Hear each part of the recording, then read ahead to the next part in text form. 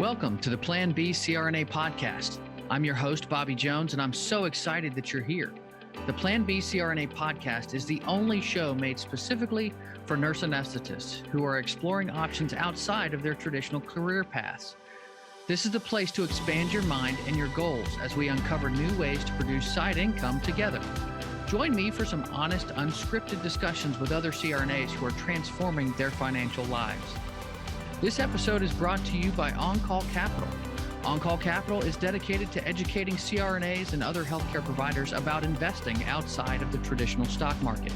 On-Call Capital also provides opportunities for you, yes, you, to create passive income and generational wealth while also lowering your taxable income through investments in the apartment and alternative investment spaces. If you haven't hit subscribe yet, make sure you do that right now so that you don't miss an episode. Thanks so much for joining me today. And now, on with the show. Welcome to another Provider Spotlight episode of the Plan B CRNA podcast. I'm your host, Bobby Jones, and my guest today is a CRNA who's connecting other CRNAs with facilities and specialty groups through the creation of her own app. Joy Ademuyewo is from Texas, and she knew that she wanted to be a CRNA before she was ever even a nurse. Joy never imagined she would fall in love with tech either, but she's found a way to combine both her interest in tech and anesthesia to create the Lokum App, which is a central marketplace that connects and simplifies the work transactions between CRNAs and facilities. Thanks for joining me today, Joy. Thanks for having me, Bobby. So I always like to start these off at the beginning. So how did you know that you wanted to go into anesthesia before you ever became a nurse? Yes. So I always remember when I was in nursing school, there was a code that we had on the pediatric floor at Texas Children's Hospital. And I remember this person walked in to intubate the child, and I thought, oh my God, like what a cool job. You know, what kind of doctor is that? And my preceptor told me, actually, that's a nurse, it's a CRNA. And I immediately went home and started Googling who they were and what they did and how I could become one. So that was my introduction to CRNAs. And yeah. I went with it. Very cool. So a lot of CRNAs go through their entire careers without ever working locums. You know, they work W-2. So, you know, and it's obviously a big topic in healthcare now, but did you know, kind of when you were in anesthesia school, hey, this is the route I want to take, I want to go locums, or did you just kind of stumble into it?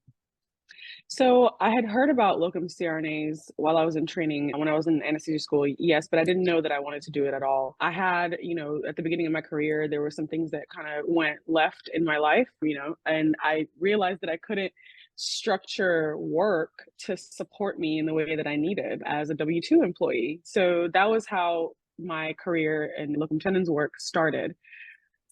I didn't realize that it existed before I went into it. So. Okay. So what are some of the places that you've worked at? Like what types of facilities have you worked in? Yeah. So I've done some critical access hospital work. I've worked independently with a vascular surgeon just in his own practice.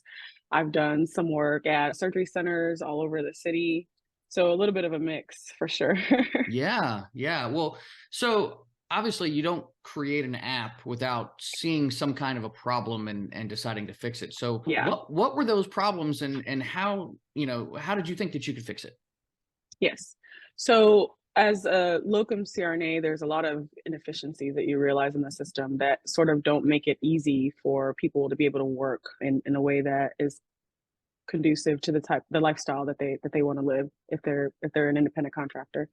So one of those is I got tired of filling out the same credentialing paperwork over and over again. The inefficiencies of even like finding a role, most of the jobs you found were if you knew someone who knew someone who knew someone. And for me, it was, of course, COVID changed everything for everyone, right? So I had a friend who graduated from CRNA school and then was forced to sit at home for 4 months without any income because his credentialing paperwork got held up at the hospital that did hire him after school. And at the same time, the future of work was sort of being revealed as COVID came to just put a wrench in everybody's plans. So then 1099 work became the least best kept secret in healthcare. Everyone knew about it. And so my friend reached out to me to try to find some work, and he had been calling everybody he knew. And until he met me, he couldn't find a job. So that was when I realized that there's really not an efficient way for us to go about finding work the transactions that we engage in work, like our credentialing, exchange and things of that nature. So that's where the idea sort of like clicked for me, that there's a problem here and potentially a business opportunity for the person who could figure out how to solve it.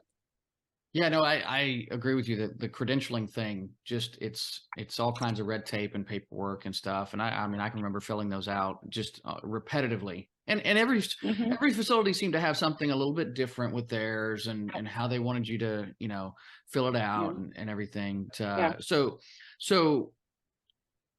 how have you streamlined that process? Right. So the idea for the Lokum app, like I said, came from just realizing the two inefficiencies on both sides. Providers don't really have a good way that's efficient and fast and mobile for them to find work. And on the other end, facilities are paying these exorbitant fees for staffing and recruitment agencies. And then you have the transaction between the two that's also really efficient in terms of exchanging documents. So I thought, well, technology can help us with. You can have a central marketplace that hosts these jobs, connects people, allows people to talk about whatever the work transaction needs to be. And we can use technology to solve the problem of exchanging credentials as well. Mhm. So that's where we decided to embark on the market research to figure out, what do providers want? What are they looking for when it comes to work? And what do facilities want when it comes to recruiting talent? So we're now have launched our minimum viable product, which is the platform itself. We're starting to, users, I think we're almost at 800 users already in the last 5 weeks. So just collaborating and working with the people who've even reached out through Facebook to say, hey, like, I think this is such a cool thing that you're doing. How can we help you? And how can we work together in figuring out some of these solutions? So that's what we're in the process of doing now. And it's been a lot of fun. Yeah, cool. Well, and you said we a lot. So Yeah. tell me about your team. Yeah. So one of the first things that I realized I was going to have to do after, trying out prototypes on my own and sketching out how I thought this would work from the provider's perspective, and also contacting people on the facility side, some vendors and specialty groups that staff different facilities. I knew how I wanted it to work, but I'm non-technical. Trying to start a tech company with like not a technical background was really difficult, and I spent a lot of time trying to figure out those issues. But then I found a technical partner, and now I have a whole team of technical people. We have, a chief technical officer, a product manager, software engineers, software architects, backend, development people. So there's a whole team of people who are working on the app constantly, which allowed the dream to finally like come to fruition. So yeah, they're amazing people. They know what they're doing, and they help me sort of realize how much further this could go in terms of like helping us really solve some of the problems in our industry. That's pretty amazing because I thought maybe you were going to mention, oh yeah, I got like a VA and some other people, and somebody to help me out with the app. No, you got like a real This is team a tech built company. out. Yeah, this is a tech Yeah, company. This is everything. We have some very lofty aspirations, and we plan to succeed. very cool. So walk me through the process of actually creating that app, from the Yeah. vision that you have to where it is now to, I imagine there were several different versions of this that came Yes. along the way. Yes, for sure. So I'll say the first thing that I did when I thought about creating an app was I called Matt Vargo. I'm sure you've heard of him. Makes sense. Yeah, he's been on the Yep. show. Yep. Oh, very cool. So I thought, I don't know anything about creating apps, but I had a sketch on my iPad of how the mind map of how I wanted everything to work. And I thought, Mhm. I don't know the first thing about finding a developer. If a developer were to tell me they knew how to do this, I wouldn't know how to evaluate that that's true or not. So I called Matt Vargo, and he was so encouraging, like really inspired. And he said, you know what, this is a great idea. If you build it, people are going to use it, people. So go for it. And he connected me with some people. And when it comes to tech, one thing that I've learned very quickly is there are different levels of expertise, and not everyone who knows how to program software can build what you want. So it took, it's been a journey of years to find the right people to build what I'm trying to build. So someone who can like program an app like, Vargo, that might, be more of like a database, versus someone trying to build a platform that's two-sided, is very different. And the vision started to become more clear as, we explored this, that you need an actual team of people with varying degrees of expertise to bring something like this together. So I started networking in the tech scene in Houston, going to some like a live pitch competitions, figuring out, like people like, I'm sure everyone's seen Shark Tank. So I would go to events like that and meet a lot of like amazing founders that are trying to do lots of different things in their respective industry. And that's how I met my CTO, our technical partner, Greg, and we started just like working on the idea, and he put a team together, and we're still working together now. That's awesome. That's awesome. So obviously you have to build out the platform, but then you have to have, CRNAs, and you have to have facilities and groups that are all using that platform. So, I would think it's pretty easy to market to CRNAs. You can go on some of these Facebook groups and put it out there into the world, and, but how do you reach out to facilities and those groups to get them onto the app? Right. So one of the key things to being able to do that is to make sure that we have a robust database of providers on the app. That's the selling point. That's why we started marketing and started beta testing with the providers in the first place. We want the app to work the way that they want it to work, so that they'll use the app and share it with their colleagues and download it and all those things. So you're correct that it's a lot easier to get those people on the platform, but it's also necessary in order to attract business from the other side. We just got our first enterprise customer. We've been in conversation with them for a while, previous week. And, the first question they're going to ask you is like, well, how many eyes am I going to get on this job? Well, we need those eyes. And so that is all in the marketing and, making sure that the word gets out there, and having our software also conducive to sharing, because this vision only works if, there are people on the platform that are using it. So that's what's made me really happy in terms of seeing the interest that this has gotten. Like the day that we opened up beta sign up there, we didn't have the cloud space to accommodate all the people that signed up. And there are people emailing us in our inbox saying like, listen, make more room. I want in on whatever it is that you're doing. That's so cool. It's very cool. Very cool. So tell me about that beta testing period then. How long was that? And what was that like? Yeah. So we did that for a period of about 4 weeks. Our product management team, put together the product itself. We went ahead and launched the platform for users to start signing up. And then we put some beta jobs on there just to show people sort of what their interface would look like, what the process would be in terms of like how you request that you want to work, with a facility or a group, and then give us feedback. We put a banner at the top of the website and said, hey, any feature requests you have, any sort of feedback in terms of the way this looks, we want to hear from you, because this is built for you. And so we've used that to create what we call Epic, which are basically user stories. And they start with things that, Bobby said he wants X so he can do Y. And then we iterate based on that in terms of changing the product and improving it so that it serves the people that it's meant to serve. That's cool. That's cool. Now, is this something that, you're obviously located in Houston, Texas. Is this something that the app is just in Texas right now, or are you really expanding across the US? So my vision for this is that this is the future of work in nurse anesthesiology, period. So that we're definitely going to be branching out all over the US. It is important though to me to create a product that people will actually use. And I think that depends on making sure that it works the way that it's supposed to work. Sure. And the way that our approach to that is to continue to use it in Texas first, work with our partners here, our teams here. That way we can build something that really we can scale rapidly when that time comes, but not before. Not before it's ready, and not before it's right. Yeah. Very cool. So what kind of costs are involved in a venture like this? Because obviously there's, people need to be paid or compensated for their time. And this takes a lot of time. Yeah. So it's completely self-funded so far. That part has been challenging, a little scary. I've had some stumbles along the way, but I see, and we've done our market validation, we've done our market testing, and I know that this is something that when it's working the way that it should work, will be a very worthwhile endeavor for us. So just in terms of when you're starting a business and you're self-funding and like bootstrapping, it can be hard, but once you have a product like this, then all of a sudden people are super interested in working with you because they see the potential.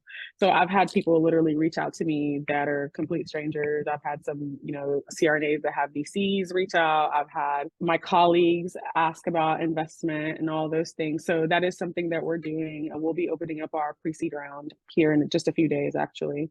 Because the next phase of this will require additional funding, and yeah, there is an investment opportunity. So that's one of the things that you learn in business as you're going is, well, what will it take to actually bring this to bear? And it's going to take a lot of collaboration, and so we're opening that up. Very cool. So that's a whole different world when you start talking about venture capital and getting investments and things. Yeah, people are taking a shot on you, and so you obviously you want to protect their investment in you as well and in your company. So but that does change the dynamic a bit. Absolutely, it does. When I embarked on this endeavor, I thought that I could, pay, some small developer to build what I wanted, and why doesn't this exist already? But then I realized that it had to be a tech company, and it had to be a tech company that was dedicated to finding these solutions. And so that sort of started my journey in the whole startup ecosystem and raising funding and all those things.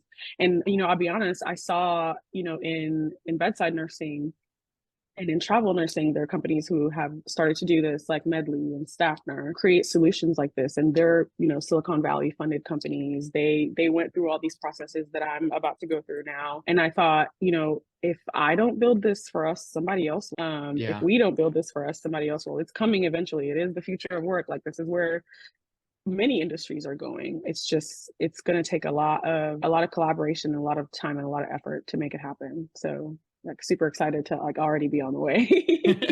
Absolutely. Well, so obviously you have a vision for this. How do you see the app itself changing over time and expanding over time? Like what is the timeline, I guess, is my real question here, to where you're getting it out into these other states and really expanding it? Yeah. So right now we have the app, web app version, and that's what users have been signing up on for beta testing. In the upcoming months, I believe our first submission to the mobile app stores will be March 15th. And then in the weeks after that, we'll be able to push to fully mobile so that CRNAs can actually download the app and find jobs on there. In terms of how the product will continue to evolve, we already have mapped out the next phases in terms of credentialing, document exchange, and how that will work, and eventually invoicing and payment through the app for people who want that, and just creating those solutions that both sides really need. So that's what we're focused on moving forward. And I realize now I completely forgot to ask you, what's been the hardest part of this? What are the challenges that you've really faced? Because it sounds like, hey, we just created a plan and we went forward, and it's taken a few years, but hey, we worked well as a team, and it was easy, No. So I'm sure it wasn't. So what kind of challenges have you faced? Yeah, well, I think one of the hardest things about being an entrepreneur is when you get that first reality check of, yes, I had this great idea, and of course it would work in this perfect utopia, but there are real challenges to bringing this to market. And one of the biggest ones for me is not being technical, right? I know what I want to happen, and I know what all the other CRNAs are telling me, oh my God, this is such a cool app, but how do we actually bring that into a real product that works, that functions, that's easy for people to use, and that people will want to come back to? And for me, that was just in non being technical. I realized that I wasn't going to be able to do this on my own. Someone told me, if you want to go fast, you go on your own. And if you want to go far, you go with other people. So the biggest challenge has been in sort of allowing for that collaboration on my team, and, just knowing what I don't know. Yeah. Cool. Which I'm sure most CRNAs can relate with, because we all had to figure that out when we were learning anesthesia too. Oh yeah, well, and all of us come in with our different skill sets. I mean, I am, I don't have this engineering mind, so it's just something that when it came to the anesthesia machines and stuff, there was a learning curve for me to really pick up all those things. And then of course you have the people that are like, oh yeah, I'm going to just take this thing apart, and they completely understand how everything's working, and so we all come in with our different skill sets. So it is about creating that team that, the other team members have the skill sets that you don't. Right, you right. know, and I'm coming into this as a clinician and as someone who, like, I created the app for me. Like, this is how I Mhm, would want it to work. But there are people who are on the other side who are doing staffing that now we have on our team that are helping us figure out what the challenges are in terms of, that side of the market. mhm, People in recruitment who are joining the team in terms of sales development and getting people, on the app and using it. And then there's a technical side of things. So like really a robust team has to come together to make this work. And so that's been the biggest challenge, is just like figuring out who should be part of this like family of people who are building what is something that's really really great. So yeah. Well, and you mentioned like it's hard to know if somebody who's saying that they can do certain things that they actually can, fulfill that. yes, Did you strike out on a few people, I'm yeah, assuming, I along the did. I way? struck out a couple of times, yes, and that's when I realized that, I even talked to some people in anesthesiology, people who are doing staffing now who have tried to build like their own internal version of this. That's sort of where we decided to jump into the market. Was we talked to a lot of people who, they have their own small staffing agency, or like they're a vendor for certain hospitals, and they say, "Man, like I've been looking into having, my cousin who codes software build me X, Y, and Z that does such and such." And Mhm, lots of people had that idea. It's just, it takes a whole lot more than your cousin that knows how to build mhm, a mhm, website to make it happen. We have one of our biggest assets. It's a senior software developer who's mhm, out of Silicon Valley. She's made products like this before. And when you have people that, they poke holes in your theories in terms of like, well, how this will work. Well, if this person registers for a job and let's say the facility has to cancel, how will that work? mhm. Figuring out people who even know how to like make that logistically possible through an app, it's a lot. Yeah. It's a lot, and it takes people who know what they're doing. So really, really having the trust in our technical partner to source those people is when we began to be successful. And that's what I meant about going with other people, is like that's not my area of expertise. So I had to lean on someone Mhm. who knew how to do that. So, and another question that I wanted to ask was how are you monetizing this? Because obviously this is a business, this is a tech Yeah. company. There's got to be some revenue coming in. So how does that work for you guys? Yeah. Yeah. So what we would like to do eventually is have this as a software that can be licensed to people who are already doing staffing, are already, recruiting providers. But we decided to approach the market with a lead generation model for revenue. So when a CRNA says like, hey, I've taken a look at this job, maybe I've called my locum resource to find out more about this. I'm interested in going to work with these people, and they click on that job. That's what the facilities pay for. They pay for that engagement with the job. That's how we're monetizing it. So CRNAs are never going to have to pay to look for jobs on the platform, and Mhm. facilities don't pay to post them either. It's just to create a marketplace where the actual service that people want, is going on, and then they pay for that. Okay. Wow, I like that. That's Yeah. that's an interesting It's way different. to put it all together. So, well, I'm sure that people have a lot more questions to ask, and they certainly want to find out about you and this app. So, how can people reach out to you to find out more information? Absolutely. If they want to find out more information about the app, the best thing to do is to go to our website. It's www.lokumapp.com. And yes, we did spell locum with a K. Yeah, I haven't mentioned that yet, but it's going to be in the Yeah. name. It's going to be in the title of the Yes. podcast. Yes. So hopefully people will figure that out before Yeah. now. Yep, it's the locum with a K. And if they want to contact me directly, the easiest way to do that is to email me at joy@lokumapp.com. Again, locum with a K. Okay. Very cool. Well, Joy, this has been a lot of fun. I've really enjoyed having Thank you on the show today. So thank you so thank you. much. It's been a pleasure. Thank you so much for the opportunity and letting me spend the morning with you. Yeah. I remember growing up, my grandfather ran his own business, and he would always tell me that he was only as good as the folks that he surrounded himself with in the process.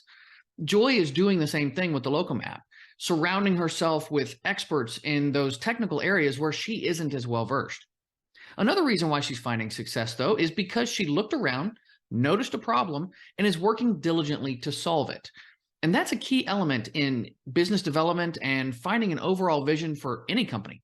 Of course, there are going to be stumbles along the way, but Joy is focused on her goal of creating a great app for providers and facilities alike.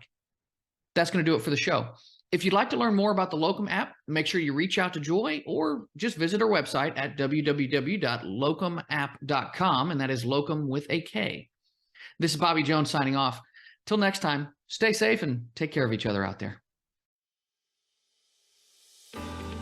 Thank you so much for joining me for another episode of the Plan B CRNA podcast. If you haven't already subscribed and reviewed the show, I'd be honored if you took the extra time. It really helps to expand our reach and get the word out about the show. If you're a CRNA who is interested in sharing your story on our podcast, I'd love to have you. Please email me at bobby@oncallinvestments.com for more information. This episode was brought to you by On-Call Capital. They are dedicated to helping providers like you develop passive income and generational wealth through investments in the apartment and alternative investment spaces. Feel free to check out their website at www.oncallinvestments.com and subscribe to their free educational email series. You can find On-Call Capital on Facebook, Instagram, and Twitter.